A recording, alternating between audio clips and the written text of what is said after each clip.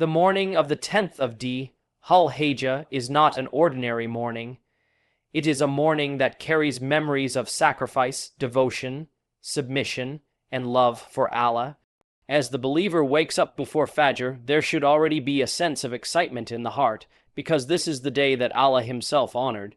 This is the day connected to the legacy of Prophet Ibrahim, the sincerity of Prophet Ismail, and the completion of some of the greatest acts of worship in Islam. When the believer wakes up, the first concern is not food, entertainment, or celebration. The first concern is Allah. The first words that should come from the tongue are words of dhikr, words of gratitude, words of takbir, Allahu Akbar, La ilaha illa Allah. These phrases are not empty rituals. They are declarations that Allah is greater than our desires, greater than our distractions, greater than everything this dunya competes with in our hearts. And there is something beautiful about the early hours of Eid. The world is quiet. Families are beginning to wake up. The atmosphere feels different.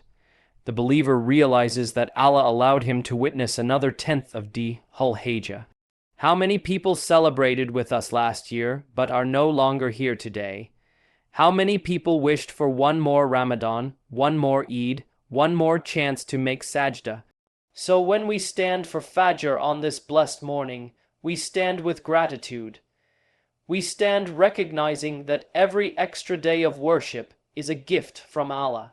After Fajr, the believer increases in remembrance of Allah. The tongue remains moist with takbir. The heart reflects on the mercy of Allah. Some recite Quran, some make dua quietly before preparing for Eid prayer. Others sit with their families, reminding their children about the significance of this day. And this is important, because our children should not grow up thinking Eid is only about clothes, food, or gathering. They should know that Eid is an act of worship before it is a celebration.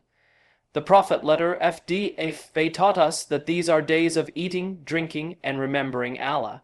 Notice how remembrance comes even in the middle of celebration.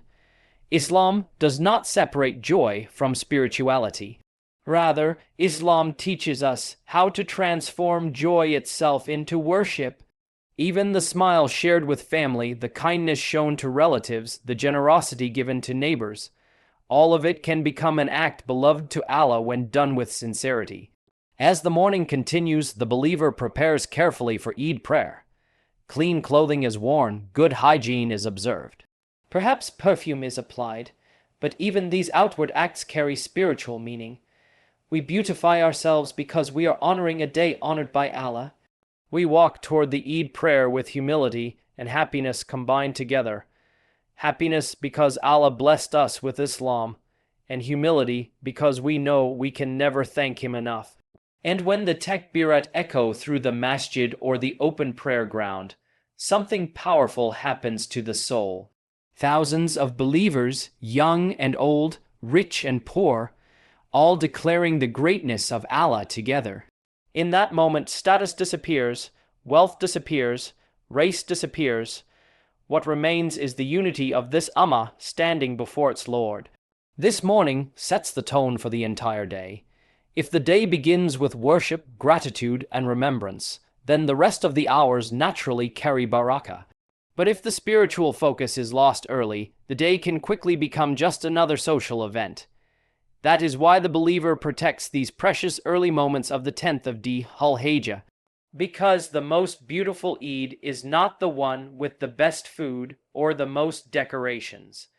The most beautiful Eid is the one in which the heart feels closest to Allah. And that closeness begins at Fajr. As the morning of Eid continues, the believer now moves toward one of the most powerful communal acts of worship in Islam, the Eid prayer. And this is not simply a cultural gathering or an annual tradition. It is a sunnah filled with meaning, symbolism, and spiritual beauty. Every step of it teaches us something about our relationship with Allah and our connection with this ummah. The Prophet ﷺ taught us to honor this day outwardly as well as inwardly. So the believer prepares himself with cleanliness and dignity. A bath is taken. Clean clothes are worn. Perfume is applied if available. These actions may appear simple, but Islam teaches us that worship is not limited to the prayer itself.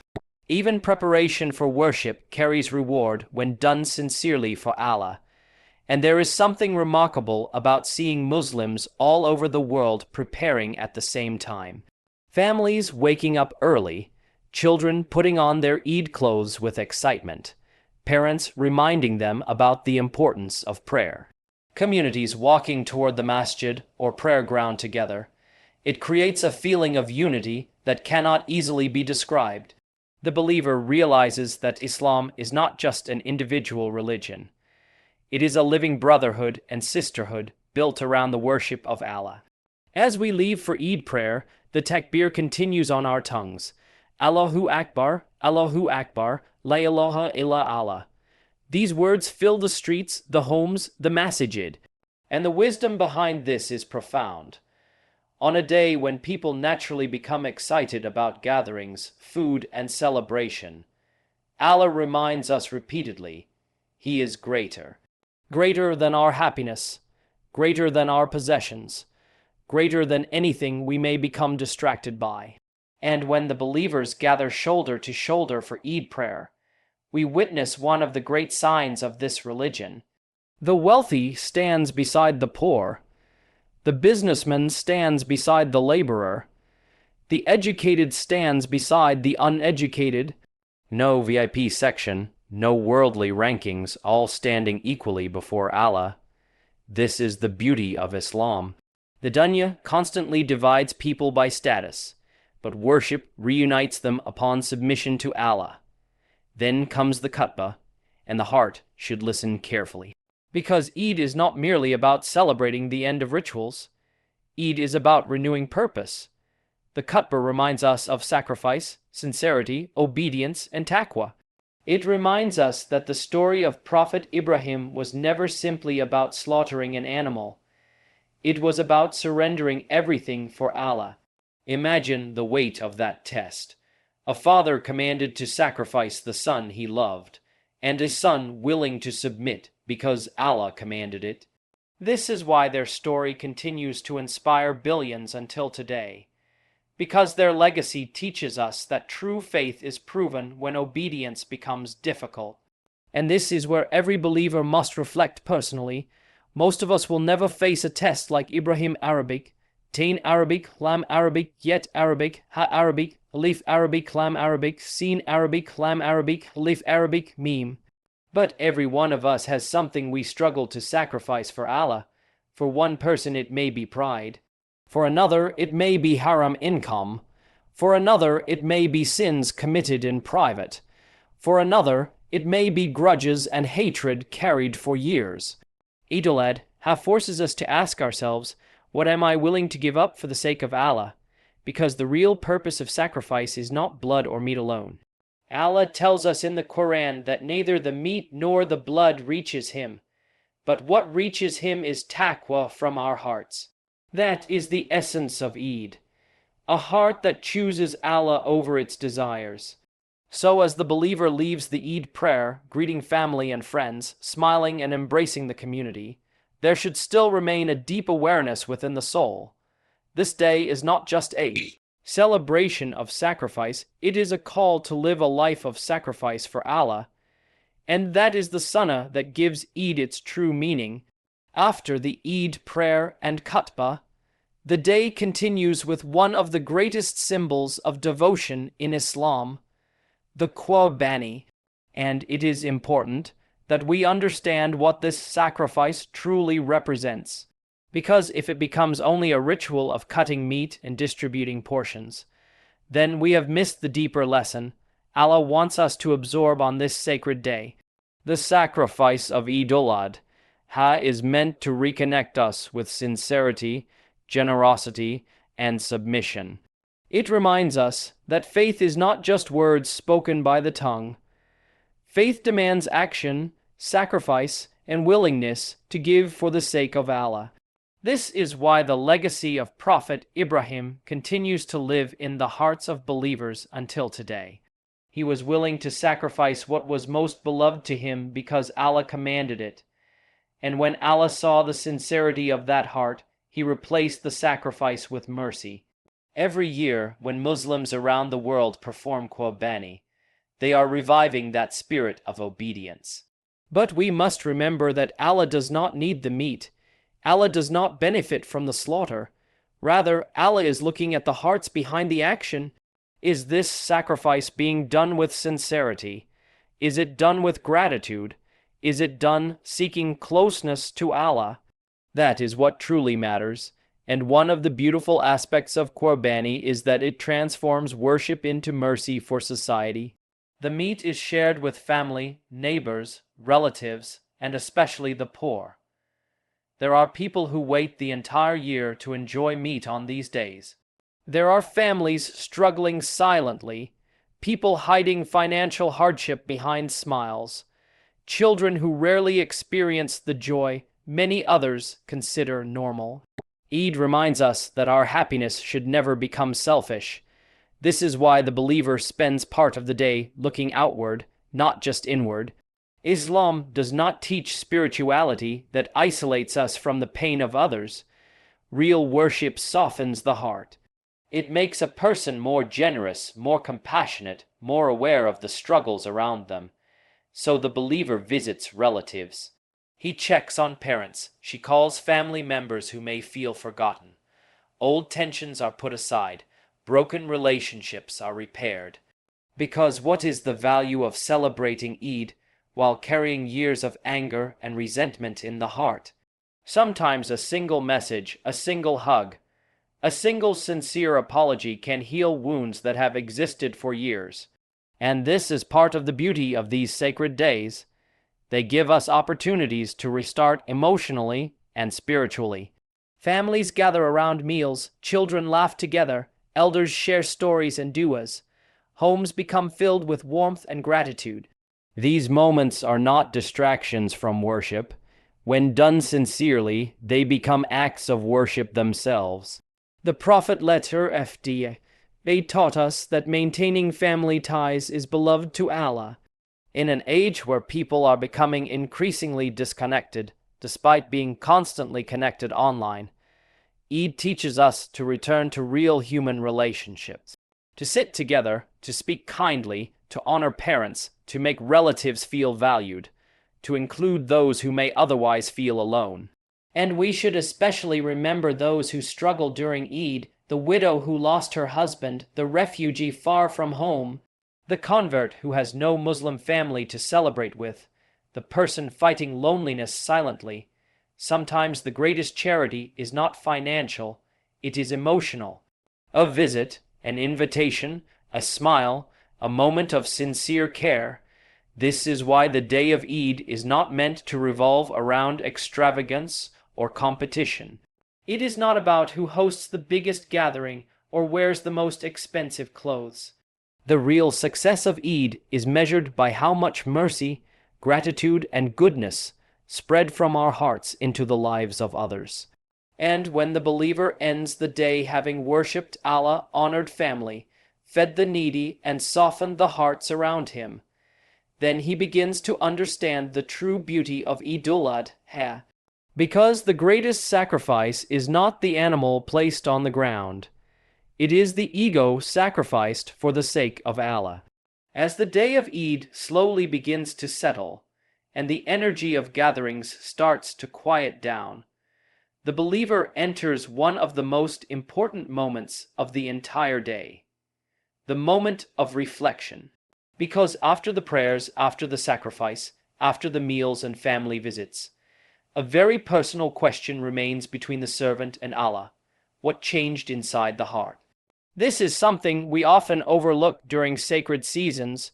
We become so focused on completing the visible rituals that we sometimes forget the purpose behind them. But Islam constantly calls us to pause and reflect. Why did Allah allow us to witness another Eid? Why did He invite us once again into these blessed days of Dhul Hijjah? Surely, it is not merely to repeat routines year after year without transformation. As the evening arrives, the believer should find moments of quietness, moments away from the noise of celebration, moments where the soul speaks honestly before Allah, perhaps sitting alone after Isha, perhaps making dua before sleeping, perhaps thinking deeply about the state of one's iman, one's priorities, one's relationship with Allah. Because the reality is that many people celebrate Eid outwardly, while feeling spiritually empty inwardly. And the purpose of these sacred days is to revive the heart again. So the believer reflects on the lessons of the day.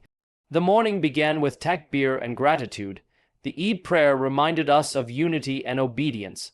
The Qurbani reminded us of sacrifice and sincerity. The family gatherings reminded us of mercy and relationships. Now the question becomes, how do we carry these lessons beyond the 10th of Dhul Hijjah? And this is where true spiritual growth begins. Because Islam was never meant to be seasonal.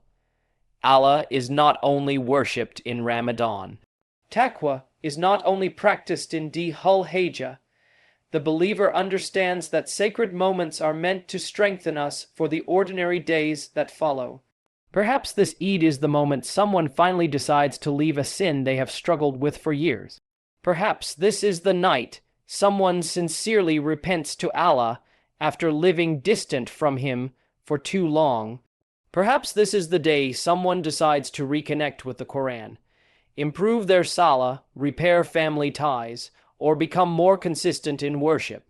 And we should never underestimate small, sincere changes. Sometimes people think transformation must happen instantly and dramatically. But Islam teaches us consistency over perfection. The most beloved deeds to Allah are those that are small but continuous. A few extra minutes of Quran every day, more sincere dua, better character with family, guarding the tongue more carefully. Small steps taken sincerely can change an entire life over time. And one of the greatest signs that worship has been accepted is that it leads to more worship afterward. If Eid increases gratitude, humility, patience, and closeness to Allah, then this is a beautiful sign for the believer. But if a person returns immediately to heedlessness and disobedience without reflection, then they should worry about the state of their heart. This is why the companions of the Prophet if they used to fear whether their deeds had truly been accepted. They did not rely only on performing acts of worship. They cared deeply about the sincerity behind them.